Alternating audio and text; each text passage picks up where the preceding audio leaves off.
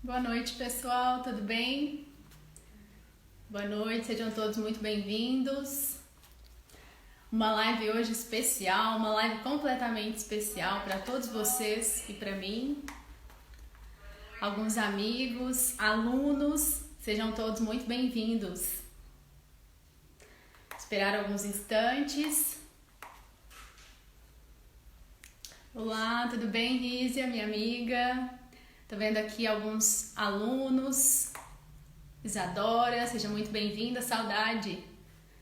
Caliana, seja bem-vinda, tudo bem? Minha prima Alana, muito bem. Sejam todos muito bem-vindos. De antemão já quero agradecer a presença de todos, o Adilson aqui também, Lohana, Aniele, Leonardo, Felipe, minha amiga Evelyn, professora também, faculdade, uma honra.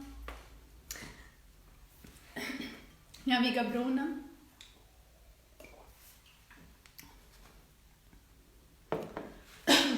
Professora.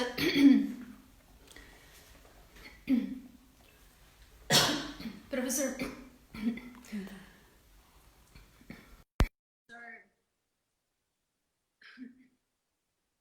Professor Alexandre já vai assinar aqui para adicioná-lo. Olá, Carla, tudo bem? Olá, Professor Carla. professor Alexandre, tudo bem? Tudo certo, tudo legal. Vamos bater um papo interessante aí sobre teoria dos jogos, né? Então, sim, com certeza. Para mim é uma honra recebê-lo aqui, uma das minhas maiores inspirações acadêmicas e profissionais. O professor Alexandre aí, o pai, né, da teoria dos jogos, até trouxe aqui a obra. Que legal, olha só. Dos jogos. Mas eu sou muito grato também a ti, professor Carla, porque tu usas esse livro há muitos anos, né? Eu sei que tu tens aí, deves ter alguns exemplares antigos, então eu fico muito contente de poder aceitar um convite teu. Tem muitos alunos seus que mandaram mensagem, estão felizes com a nossa possibilidade de discutir. E sou muito grato, afinal de contas, sempre tem divulgado bastante aí a possibilidade de ler o processo penal pela teoria dos jogos. É verdade, professor. E eu falo que a teoria dos jogos você pode usar em várias áreas, no direito, por exemplo. Esse semestre eu estou com prática do júri também, processo penal, ética geral e jurídica. É interessante como você pode linkar e relacionar aí a vários temas. Cumprimento também alunos que pesquisam também e abordam a teoria dos jogos em monografias, artigos científicos, já faço uma referência especial. A primeira vez que eu tive contato foi em 2014, quando o senhor palestrou aqui em Goiânia, no evento que teve. Bisotto, Andréia... Exatamente. Bom, quero avisá-los que nossa live será uma live curta, de 30 minutos, portanto, se alguém tiver alguma pergunta, alguma dúvida, pode deixar aí ao final, que a gente vai esclarecer, ou pode enviar via direct também, que a gente pode... Aqui tá aí a tia velha, a Xemin, tem muita gente legal aí. Então, vamos lá. Professor Alexandre, e partindo da premissa aí que nós estamos nessa nova realidade de isolamento social, como você está conseguindo conciliar tudo isso? Magistratura, docência, eu confesso que tento acompanhar algumas lives e eu falo, gente, como que ele consegue tudo isso? Webinário, live, como que está essa nova realidade aí, professor? Pô, eu estou muito divertido, né? Porque como a gente viajava muito, eu perdia muito tempo em aeroportos, em trânsito, em deslocamento. E agora de casa a gente consegue aproveitar melhor. Por isso que eu acho que dá espaço para poder, não só estar com a família, mas também para poder conversar com as pessoas, que seria muito difícil. Para estar em Goiás, aí eu teria que ficar no aeroporto aí 6, 7 horas para poder chegar aí, dormir fora de casa, voltar no outro dia, enfim. É muito difícil. Aqui a gente tem eu faço parte da terceira turma recursal, sou juiz da turma recursal, e então nós temos uma atividade que já era realizada com advogados online. Nós tínhamos tentação oral com advogados do seu escritório, de sua casa. Essa nova vida nos deu essa nova perspectiva nos deu desafios diferenciados, mas eu acredito que aquilo que viria de maneira mais paulatina acaba chegando de maneira avassaladora. É claro que por força de uma pandemia em que as nossas relações pessoais não estão diminuídas por vontade própria, mas por limitações decorrentes dessa nova situação jurídica. Mas isso também foi muito legal, porque a gente conseguiu, pelo menos, nós nos aproximamos, nos preocupamos das pessoas que nós gostamos, muitos colegas meus muitos colegas, e colegas no sentido geral, né, homens e mulheres, reconheceram que as suas relações estavam falidas, estão se separando, que é muito legal, que as pessoas só têm o tempo, perdeu o tempo, vai embora, pega as malinhas e separa. Outros se encontraram, outros conseguiram conviver com os filhos. Enfim, esse momento tem servido para que muitas pessoas possam se organizar melhor. Então, me parece legal. E contigo, como é que foi? Também, professora, aqui as aulas tudo de uma forma remota também na faculdade, embora essa semana seja uma semana de prova, mas tivemos aí uma turma de tribunal do júri que nós tivemos que desenvolver uma prática simulada já pensando no júri virtual. Super interessante, porque deu certo. A primeira fase foi incrível, né? Porque assim, deu tudo certo. Agora a segunda fase, por conta da questão da aquisitação, se esbarrou aí, né? E hoje a gente teve aí já algo que ia ser colocado em pauta, mas parece que já foi tirado, que é essa questão do tribunal do júri também virtual, né? Que é uma nova... Então, já aproveitando isso, só falar rapidamente, o amanhã no Criminal Player e na terça e na quinta, nós vamos abordar essa questão. Porque o CNJ, fazer audiência de maneira virtual ainda é possível com alguns cuidados. Do nosso juízo, por mais que o CNJ tente, e aqui se fala com o professor, você não tem condições de garantir integridade, você não tem como garantir incomunicabilidade dos jurados, não só porque eles não querem, mas porque você imagina que vai ter que a pessoa está com a internet sustentável, a internet que não vai cair por 6, 8 horas, você vai sustentar aqui, vai levar ao banheiro o telefone linkado, vai levar o computador ao banheiro, a pessoa não pode fazer nada, a pessoa não tem um intervalo para almoço. Como você vai garantir a incomunicabilidade? Por mais que nós tenhamos boa fé, boa vontade, no tribunal do júri, como é que o advogado vai poder? Ele vai ter uma câmera para cada jurado, vai ter uma câmera para todo jurado, vai ter uma câmera para o promotor, porque o júri não é uma audiência comum, o júri é toda uma interação, é um aspecto estudado por vários campos e que não dá para fazer dessa maneira. Afinal de contas, se o jurado cai a rede do jurado, há 2 semanas aqui no bairro que eu moro, caiu tudo. Não tinha mais internet. O que você faz? Anula o julgamento? Você não tem mecanismos de interação. E aí agora, se eu meter o dedinho no X, eu caí. Então, como é que a gente pode ter integridade? Então, assim, não só por isso, mas a própria noção de júri me parece muito complicada nessa proposta do CNJ, que tem a boa vontade, tem a perspectiva, mas não dá. Tem coisa que não dá. Audiência dá, júri não dá. É verdade, professor. Bom, e aí fazendo uma correlação ao nosso tema principal, que é a teoria dos jogos, né, eu achei interessante que na dedicatória que o professor já faz um destaque aos estagiários, aos assessores do Brasil, aí, enaltecendo, né, falando da importância de sustentarem o poder judiciário, achei legal. E também aquele ponto que você coloca, professor, que quem não tem a sua estratégia processual faz parte da estratégia de alguém. Janaína Matida, inclusive, coloca esse ponto também que eu achei bem significativo aí. Professor, e para aqueles que não conhecem muito a teoria dos jogos, como você poderia colocar a questão dos players, professor, no jogo processual?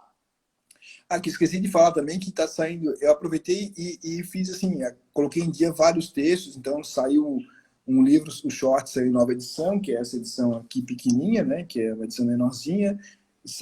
Tá saindo os 4 em duplo pro réu com o Salah Khaled, vão sair os 4. Vai sair um livro com a Chiavelli, com a Gisele Tobler sobre cegueira deliberada e psicologia cognitiva, ou seja, que a gente possa entender como é que a cegueira deliberada se dá nisso, desde o ponto de vista psicológico. Vai sair um livro com o Silvio, que é para entender o processo penal democrático, saiu para o Ensinando Robôs a Julgar, então foi muito legal que eu consegui fazer bastante coisa. Mas para resumir a nossa ideia, o que acontece? Quem já fez estágio, para começar, a professora Carla é diferente do professor Marcelo. Por quê? Porque eles são sujeitos diferentes. Os dois ocupam uma cadeira de professor, mas cada um tem um modo diferente de agir. Um professor pode gostar de alguns autores, outro professor gosta de outros. Quando você vai fazer um estágio, o delegado de polícia pensa de uma maneira, quando ele está de férias ou não é plantão dele, o outro vem e pensa tudo diferente. Então, como é que você organiza isso? O direito responde a múltiplas possibilidades, são muitas dimensões.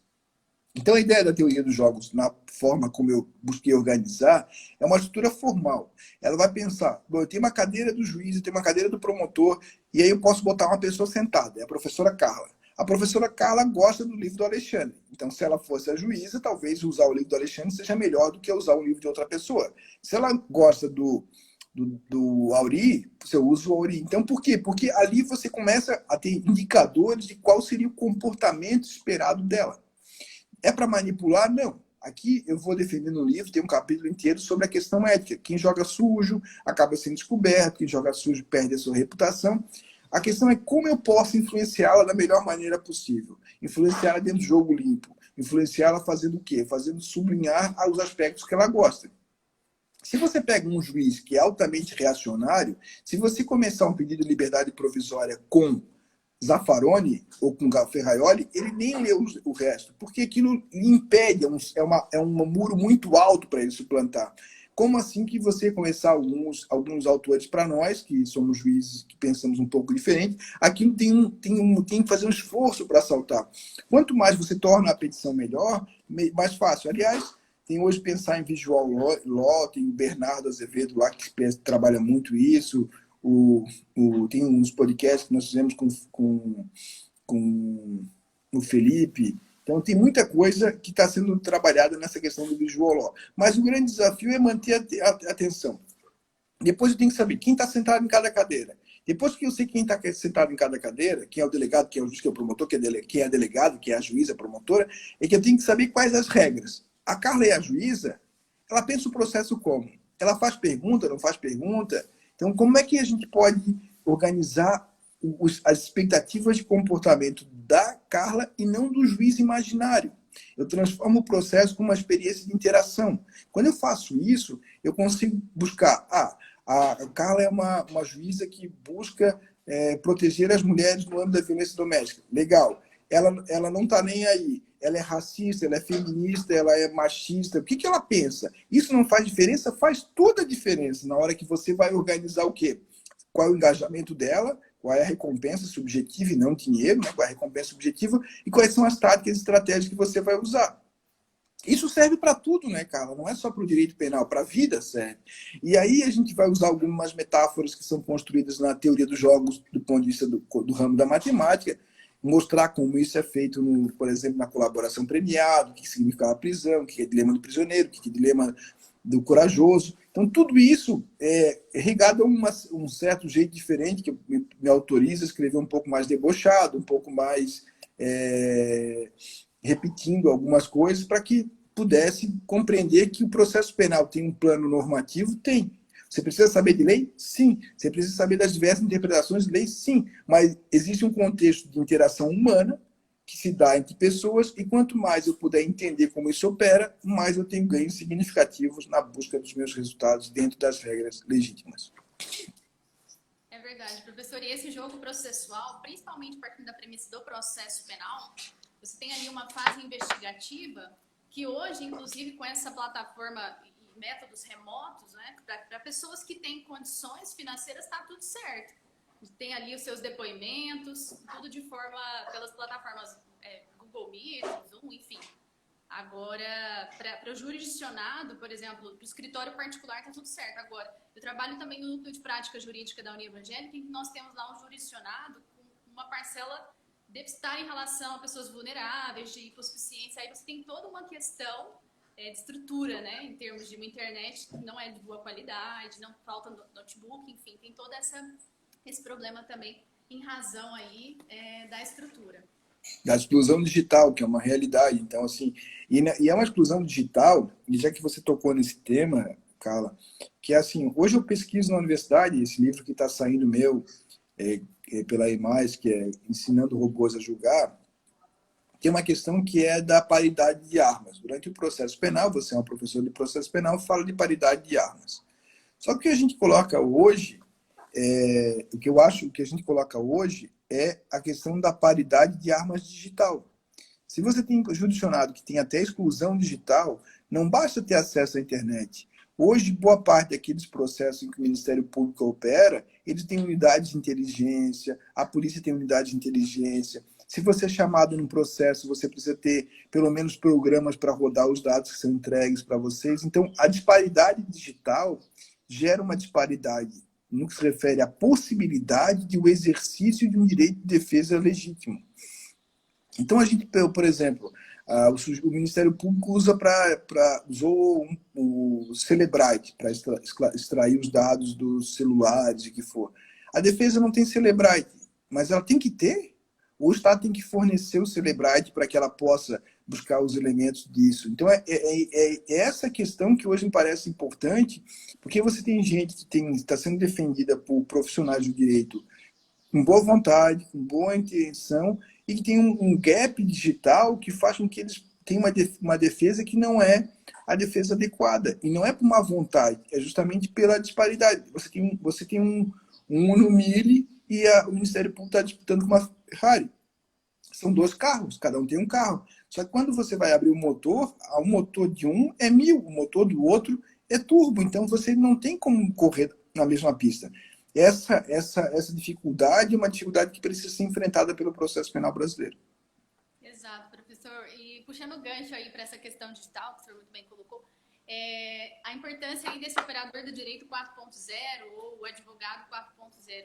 O que é isso, professor? É o seguinte, a gente fala hoje em dia em 4 revoluções, né? Revolução 1.0, que seria a passagem para os aspectos mecânicos, depois na Revolução 2.0, eletricidade e a produção em massa, o aspecto 3, e a Revolução 3.0, que seria o surgimento dos primeiros computadores, lá na década de 60, do século passado. Então, se fala hoje do 4.0, porque se você vai para o seu escritório da universidade e abre o computador, liga na internet, lê seus e-mails, você faz o dia a dia, você ainda está, do ponto de vista da evolução, na década de 60. Você tem um computador que gira mais, você procura em sites, você vai fazer pesquisa de jurisprudência, mas você não usa o potencial que a máquina pode te dar. Tem tanta coisa que é disponível, mas como a gente não sabe, e o desconhecido é desconhecido por definição, você tem muitos programas hoje que podem ser utilizados, tem muita coisa que é possível de você melhorar o seu desempenho, as suas habilidades.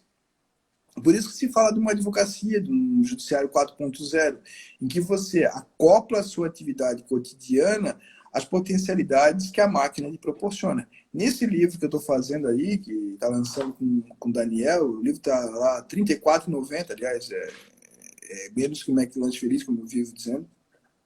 E esse livro a gente faz o quê? Muitos advogados, muitos profissionais de direito, estudantes, e assim, tá, mas por onde eu começo a estudar? Da onde vem? Então a gente pensou, o Daniel foi meu aluno, um sujeito brilhante, começou a fazer assim, vamos tentar explicar de uma maneira direta para profissionais de direito aquilo que é muito difícil de entender. Ninguém vai querer que você entenda de programação, que você entenda de Python, que você entenda de Markov. Ninguém quer que você saiba algoritmos. A gente quer que você consiga se situar nesse ambiente e saber que a gente está fazendo que a máquina não vai compreender, a máquina não vai ter inteligibilidade, a máquina tem o máximo entendimento, a máquina tem inteligibilidade. E como isso pode auxiliar no processo penal? Muito. Como isso pode auxiliar no processo civil? Muito. Mas se você não sabe, se a professora Carla tiver isso no seu escritório, ela usa para melhorar o seu desempenho, mas ela não conta. Então, o problema hoje é que muitos escritórios acabam tendo essa possibilidade e não contam. Caiu a luz, Carla? Fazendo um ajuste aqui. Ah, é? Tá tudo certo. Agora ficou bem melhor para eu ouvir. Prontinho. Ah, tá bom. Essa vida de live é engraçada. É engraçada porque acontece cada coisa. Esses dias caiu todo o celular. É verdade. Senhor, mas bem interessante aí as suas colocações. E também uma outra questão que me preocupa bastante é a questão das audiências de custódia. Aqui, por enquanto, nós estamos com 5 juízes criminais e tá tudo suspenso, né? As audiências de custódia. Agora, essa semana vão retomar. E a estrutura aqui, eles vão colocar no tribunal do júri, cada juiz vai atuar em um dia da semana, porque o tribunal do júri tem todas aquelas regras sanitárias, questão do distanciamento de 2 ou 3 metros. Como que está aí, professor, essa questão das audiências de custódia, acordos de não persecução, está acontecendo, é uma realidade ou não? Bom, vamos por partes, então, assim, há quando eu escrevi escrevemos um texto sobre um movimento de sabotagem inquisitória. O que é o movimento de sabotagem inquisitória? Tudo aquilo que vem como avanço de garantias, como, por exemplo, a audiência de custódia, que tem várias finalidades. Uma delas é verificar a violência policial, verificar como a gente pode analisar os aspectos vinculados à custódia do agente, a custódia cautelar do agente. Eles sofrem um movimento de resistência por parte de juízes que querem um velho modelo, que é só analisar os autos do 310. A pandemia deu uma justificativa para que tudo voltasse ao modelo anterior.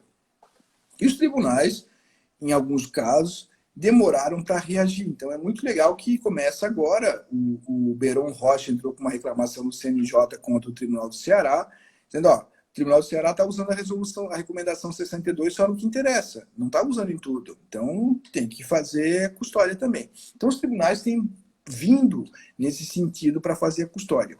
O grande problema é, Flávio Flores, vai sim, eu estou fazendo um livro sobre acordo de não persecução penal junto com a Luísa Walter da Rosa e com o André Bermudes. Esse livro está no meu e-mail para que a gente possa dar os últimos aparos e sair. Por quê? A audiência de custódia, ela pode ser utilizada para audiência, para um acordo de não persecução penal. O Daniel Carvalho, que foi me orientando, ele disse que não. E eu tenho lá minhas dúvidas se não. Porque imagina o seguinte, alguém é preso por furto qualificado. O furto qualificado pelo concurso de agentes, pelo arrombamento. A pena dele já pode ser uma pena muito mais alta do que seria uma pena acordada. Então, por que eu não posso aceitar que eu tenho que negar ao acusado o poder de decidir se ele e seu advogado podem entabular um acordo com o Ministério Público? Eu não consigo dizer não. Eu não os trato como inimputável. Se a prisão for considerada como pode ser considerada como um fator de coerção, pode. Ela é um fator a ser jogado no contexto. Só que eu não consigo ser totalmente contrário. Mas o que é mais importante é que a gente vai trabalhar umas questões que são vinculadas ao seguinte modelo. Se o promotor não é o natural na audiência de custódia, se o juiz não é o natural, a tendência é não fazer acordo de não persecução penal porque eles não querem correr o quê? Risco moral. O que significa o risco moral? De aquele acordo ser taxado pelo titular de um acordo insuficiente, desnecessário ou irrelevante. Então, aqui, a gente tem algumas variáveis que, em geral, não são trabalhadas, a gente faz isso no livro, que não vale a pena perder tempo pestana, muitas vezes, em caso que não é da tradição da localidade homologar acordo de não persecução penal. Daí a importância de entender qual é o comportamento esperado dos jogadores para que você possa ou não agir. Como é que se faz isso? Se pode negociar uma subacusação, o que é subacusação? Tirar qualificadores para fins de fazer acordo de não persecução penal. Alguém preso no 33, tráfico, é primário, tem bons antecedentes, cabe no parágrafo 4º. Por que não faz um acordo de persecução penal direto? Não pode? Tem que esperar o processo para ficar preso, que talvez o juiz negue a liberdade do sujeito? Ou ele pode sair dali com 2 anos de prisão substituída em regime aberto por medidas cautelares, por penas alternativas do 43. Qual é o problema disso? Porque eu tenho um fetiche do devido processo legal. Bom, o acordo de não persecução penal está aí, pode ser feito depois, o cara só vai ficar preso mais tempo, vai esperar uma instrução inteira para no final receber o parágrafo 4º. Enfim, a gente tem que, de alguma maneira, tirar esses fetiches pelo trânsito julgado e perceber que, quando se trata de justiça negocial, é justiça negocial mesmo. Só que nós não fomos ensinados para isso, né, Carla? Nem eu, nem você. Por mais que nós sejamos professores, a gente também tem muita dificuldade. Tem 2 semestres para vencer todo o processo penal. Eu não tenho como parar e dar um curso sobre negociação penal. Agora, o Juan Carlos Vezula e o Pedro Moraes, que são professores argentinos e portugueses, que eu trabalho com eles no Instituto de Mediação e Arbitragem Portugal, a gente está trabalhando num curso de curta duração para ensinar o que é uma negociação, o que é uma negociação complexa, o que a escola de Harvard pensa, para que esse conhecimento, essas novas habilidades possam ser obtidas pelos profissionais da nossa área. Mas o grande desafio, e eu repito, é poder pegar os passos que a gente tenta na sala de aula e ampliar os horizontes, buscar biografias de nota e rodapé, seguir adiante e buscar. Aliás, quem quiser um desconto no livro da professora ali, manda no inbox que eu mando o voucher que dá 15% de desconto no guia. Muito obrigada, professor, que legal. Professor, e eu vejo assim, esse jogo processual, a cada vez mais ele está atrelado a agir antecipadamente as ações, assim, A questão da advocacia defensiva, esse bom profissional que antevê as posições, estuda bem a questão do mapeamento, seja de uma audiência de instrução e julgamento, ou também o tribunal do júri, tem tudo a ver, não é? A advocacia defensiva com esse jogo. A Carla tocou num ponto fundamental, que é assim, o nosso modelo de pensar, a defesa ia agir quando? Ia recebida a denúncia, defesa preliminar, e aí teríamos uma audiência de instrução e julgamento. Com acordo de não persecução penal, não tem mais audiência de instrução e julgamento. É tudo antes. Então, se você não trabalhar essa questão, você não tiver produção antecipada na investigação defensiva, você é um trouxa. Então, hoje em dia, o livro do Gabriel Bulhões é muito legal, o Manual da Investigação Defensiva, o Edson Baldan, o Adriano Spengler, a nossa colega, professora. O que a gente tem é a necessidade de que o advogado perceba que mudou o modo de agir. Ele não tem mais essa expectativa de esperar. Ele precisa produzir, ele tem que ir para um acordo de não persecução penal, já com material produzido de maneira unilateral, sim, sem contraditório, sim, mas para poder apresentar ao membro do Ministério Público os indicadores para uma eventual negociação. Não é de dizer, depois da instrução eu vou fazer isso, eu tenho uma testemunha muito boa para ouvir. Não, você tem que trazer ela produzida de maneira técnica, não vai se meter a fazer isso no seu escritório, tem que ter uma formação qualificada, muitas vezes não é o advogado, por quê? Ele pode depois responder por obstrução da justiça, pode responder por coação no curso do processo, pode responder por uma infinidade de crimes em relação àquela testemunha. Então, você tem que ter quem é o profissional que faz a oitiva de testemunha. É um profissional qualificado, você contrata, ele vai filmar, vai mostrar que não teve coação. Enfim, você tem que tomar as precauções, mas para levar, no momento que você negocia, uma carta probatória defensiva. E isso você acaba não jogando de maneira profissional. Então, aprender a jogar na primeira divisão é usar as cartas que você tem disponível. Você não sabe de investigação defensiva? Vai estudar. Tem livro para fazer isso. Tem um curso do Gabriel Bulhões, tem o Etos Brasil, tem muita coisa no mercado, tem muita coisa disponível. Não vai aprender a negociar vendo surtos. Não vai aprender a negociar vendo série, maratona no Netflix. É muito legal, é gente boa, é muito divertido. Você pode até achar legal. Você não pode, todavia, achar que ali você está aprendendo o processo penal. Você pode ter algumas sacadas legais, mas o grande desafio é arregaçar as mangas e estudar os autores próprios. Exato. Bom, professor, a gente já está caminhando aí para alguns minutos finais. Eu já queria falar tanto que é legal esses podcasts, né? Professor Alexandre, professor Auri também, Lopes Júnior, que para mim são referências no processo. É muito legal, porque às vezes no dia a dia você está caminhando de um lado para o outro, você vai ouvindo, é muito bacana. E também o Conjur, né? Que semanalmente vocês publicam muita coisa legal. Esse livro aqui, ele tem 22 capítulos, mas saiu o lançamento short, né? Do professor aí, super legal. E já quero... exato. Esse aí... Tu vai sortear um aí, né? Depois no teu perfil, não vai? Exato. Eu agradeço aí, professor. Gentilmente cedeu. Ao final, eu vou deixar alguns comentários aí de como participar. Quem tiver aqui pode concorrer aí. Aí, semana que vem, eu solto na segunda o ganhador. Será muito legal esse short para a visão acadêmica, né? Uma introdução, digamos assim, à teoria. Muito, muito legal. A ideia foi assim, porque muita gente fica curioso e o livro custa R$170, mas 140, R$150, não sei. E o short é bem baratinho, então a ideia foi fazer com que aqueles curiosos pudessem ter um livro de introdução e depois ampliar os horizontes se quiserem. A gente vai sortear no final aqui, que fica até a professora Carla das recomendações. Eu tenho um outro podcast com o Chico Francisco Monteiro Rocha, que é o Dúvida Razoável, que toda quarta-feira. O Criminal Player é terça, quinta e sábado. O Dúvida Razoável é toda quarta. Tem o Improvável, que é o da Janaína Matilda segunda, e também tem o Sexta-feira, o Mulherão da Porra, que eu acho um baita podcast da Thaís Assad e da Fernanda Pacheco Amorim, que são duas mulheres que trabalham as questões vinculadas ao feminismo e a questão vinculada ao direito. Então, tem esses podcasts que eu recomendo, tem muitos no mercado, mas a ideia é justamente essa que a minha professora falou. A gente vai lá de graça, que você possa estar atualizado sobre os temas contemporâneos. Eu ouço muito podcast fazendo caminhada, andando na esteira, no trânsito, que aí você sempre está atualizado e questão disso aí. Professor Alexandre, nós temos também um projeto embrionário, eu e mais 4 amigos, nós criamos, chama o canal Rumo da Prosa, no Instagram, no YouTube. Depois, qualquer dia, um pouco mais à frente, convidaremos para participar. Lá nós trataremos de vários temas, sem ser do direito. Então, a gente vai falar um dia dos hobbies do professor Alexandre, como ele consegue conciliar tanta coisa, vida familiar, pessoal, profissional, tantas habilidades aí, para que sirva de inspiração e de exemplo para vários operadores do direito, acadêmicos. Já estamos caminhando aí, o professor vai me dar um direcionamento, acho que estamos chegando nos últimos minutinhos.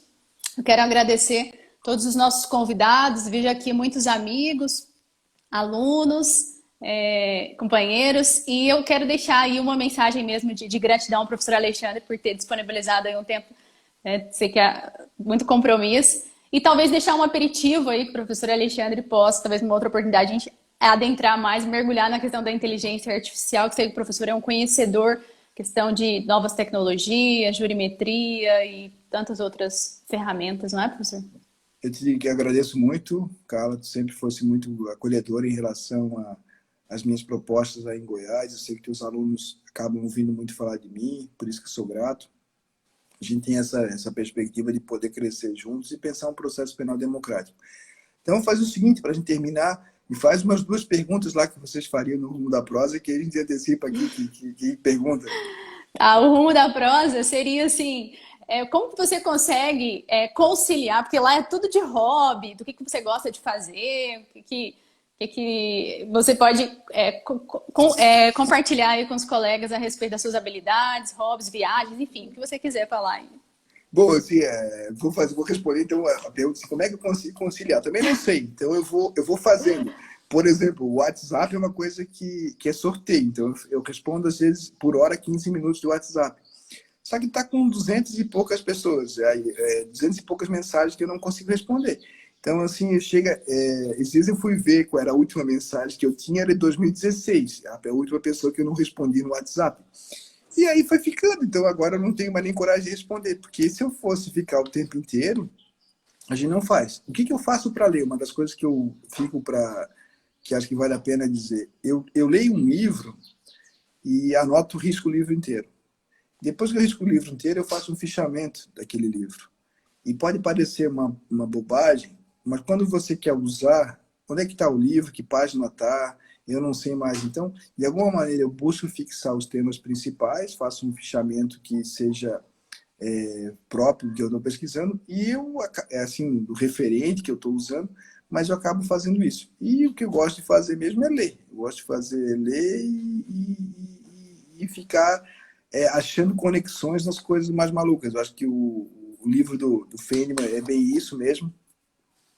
O Tiago Schultz, aí, nosso grande parceiro, o Pazzo nos ensinou a fazer, o professor César Luiz Pazzo. Tem, aliás, um podcast lá no Dúvida Razoável, que sim, deve ter um podcast sobre metodologia no ensino do direito. A Fernanda ajuda, sim, a Fernanda às vezes vai lá, o meu perfil já não é mais nem gerenciado por mim, porque eu não tenho mais condições de fazer, mas eu me divirto bastante. Com a Carol a gente se diverte bastante, mas eu também sou meio workaholic, né? Isso não tem muito como fazer. O tempo inteiro vinculado em alguma coisa, pensando numa ideia, fazendo um novo livro. Esse ano devem sair 13 livros meus atualizados em 2020. Então, a pandemia funcionou. É verdade, muita coisa boa. E eu acho super interessante como o professor Alexandre terminou aqui a obra dele, Teoria dos Jogos. Ele falou de 5 tópicos aí, ó, puxando o link para o nosso tema principal, que é o jogo processual com a sua estratégia. Então, primeiro, jogue limpo. Segundo, tenha ritmo, tenha time, né? Que são ações antecipadas, enfim. Jogar com cortesia e educação, que é uma chave mestra, eu penso. Seja um bom vencedor. E, por fim, seja um bom perdedor também, que faz parte, não é? Do jogo processual. Saber ganhar, saber perder. Fazer isso. E aí o final sempre termina game over. Olha, pessoal, precisando de mim, estou à disposição. A Carla vai contar aí para vocês como fazer parte do sorteio. Obrigadão. Estou à disposição de vocês. Obrigado, Thaís. Obrigado, Marília. Estamos aí para vocês. Um abração. Um abraço. Até mais. Tchau, tchau. Tchau.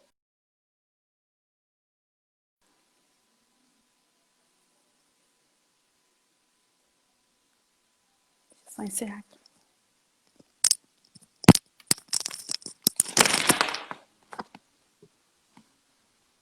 Ah, deixa eu agradecer aqui, Sara, Amanda, muito obrigada pela presença. Minha mãe está assistindo, Lízia, minha amiga, muito bem. Vou encerrar aqui, deixar salvo e já explicar aqui as regras do nosso participação aqui para ganhar o livro, tá bem? Thaís, minha amiga, muito obrigada pela presença. Sara, ambientalmente legal, sempre ensinando coisas boas aí. Deixa eu fechar.